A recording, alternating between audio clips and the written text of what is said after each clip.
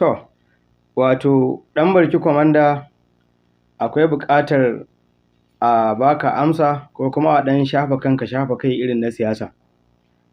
Akwai salo da shi wannan bawan Allah ya ɗauka na ƙoƙarin ganin ya keta alfarma da daraja ta jagoran siyasar Najeriya, Injiniya Dr. Rabi'u Musa Kwankwaso. Amma dai abu ne da yake a fili, dama ɗan barki ya san har abada Kwankwaso ba zai mayar da martani ba, domin ɗan barki kwamanda ba shi da martabar siyasar da Kwankwaso zai saurare shi. Na san dama ɗan barki kwamanda yana jiran martani ne na ire-irenmu, wato sa'annansa a siyasa. Na ce sa'annansa a siyasa ba ina nufin a shekaru ba ko a daɗewa a cikin siyasar, a'a. Sai dai ka san abin da ka shiga da jahilci, babu kowane irin ilimi na addini ko na boko, idan ka shekara 30 a ciki, ko shakka babu wani mutum wanda yake ɗan, na ce ɗan ina nufin ko ɗanya yake na ɗaya daga cikin irin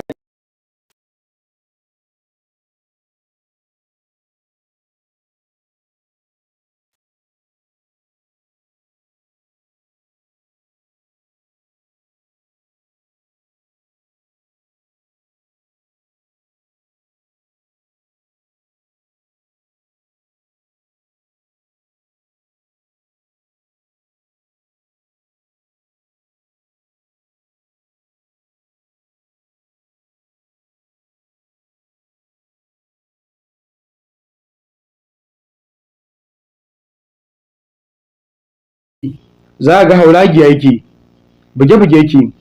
Shi bai zo ya yi siyasa ta aƙida ta cancanta ba, ya tabbata ɗan kasuwar buƙata, a haka yake tafiya ɗan kasuwar buƙata.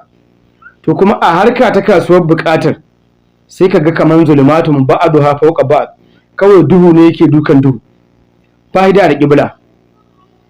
Za a ga ya fito kamar misali yau ya fito in ya ga dama sai ya ce ai shi a duniya ya ji ya gani abba yake so, amma fa baya son Kwankwaso. Kaga ba basira ko kuma yau in ya ga dama sai ya fito ya ce shi a duniya tafiyar gawo ne yake yi, amma baya yin ta ubangidansa Ganduje. To inda ɗan aƙida ne haka ake so, can ka ɗau cancanta. To shi ba ɗan aƙida ba, ɗan kasuwar buƙata ne. Kun ji da matsalar take. To abin da muke gaya wa ɗan barki shine a nan abubuwa ne guda uku. Na farko, Kwankwaso ba ɗan kasuwa ba ne ba, balle ka sa layinsu Dangote. Dama shi ba harkar da'awa yake ta karatu ba, balle ka sa layinsu Sheikh Daurawa. Shi dama bai ce ba sarake ba ne, balle ka ce ya rata masarautarsa. Kwankwaso ɗan siyasa ne da iya da izo yi siyasa, ya amfani da ƙuruciyarsa har girmansa ya taimaki al'umma, ya taimaki talakawa, ‘ya'yan talakawa su zo a yi wata mu'amala da su da ba a saba ganin ana yi da su ba. A wannan kuma layin, kowane ne kai a Najeriya ko in ce a duniya, a siyasance ƙaryarka ta sha ƙarya ka ce Kwankwaso baya ne. Idan baka ce ya fi kowa ba, in baka ce ya zama ma'asumin siyasa ba, to ka san siyasar Kwankwaso tana tafiya akan daidai, akan tafarki na gyara da cancanta da kuma hidimtawa al'umma. Dama siyasar Kwankwaso ba ta kuɗi ba ce, ba ta kaza ba ce, ba ta aimin alfarma ba ce, a'a, siyasa ce ta a taimaki al'umma. A wannan salon kuma ba wani ɗan siyasa a Najeriya da zai tsokane hancin Kwankwaso.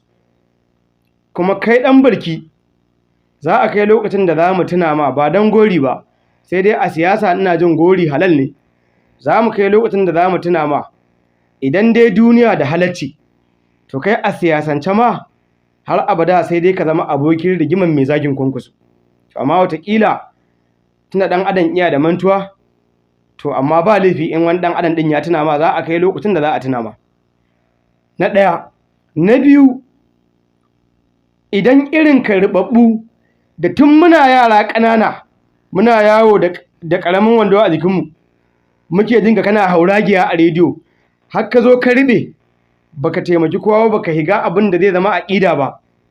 To idan irinku sun juyawa Kwankwasa baya, to irinmu matasa da muka higa siyasa yau ko mu ce ɗazu muka zo kuma muka ce 100% muna tare da Kwankwasa a lokacin da shekaru suka fara cimmar, ana jin an gama da duniya lafiya a siyasa. Kwankwasa ya yi kyakkyawan ƙarshe. Na biyu kenan.